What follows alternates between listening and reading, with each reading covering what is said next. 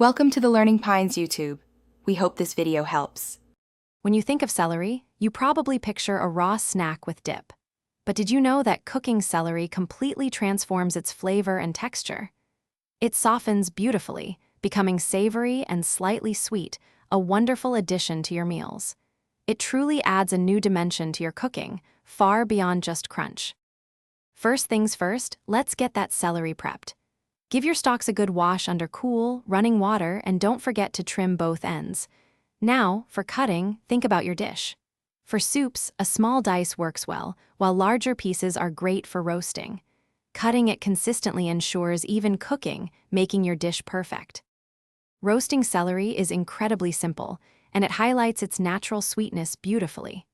Just toss your prepped celery with a little olive oil, a pinch of salt, and some black pepper. Spread it on a baking sheet and roast it at around 400 degrees Fahrenheit for 15 to 20 minutes. It comes out wonderfully tender with a delicious, slightly crispy edge. Sautéing is another fantastic way to cook celery, especially if you're building a flavor base for soups or stews. Just heat a little butter or olive oil in a pan, then add your finely chopped celery. Cook it over medium heat, stirring occasionally, until it becomes wonderfully translucent and slightly softened, about 5 to 7 minutes.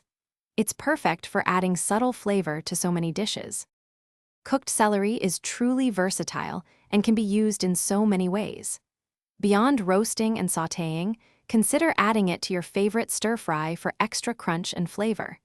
It also shines when braised with meats or as part of a hearty vegetable medley.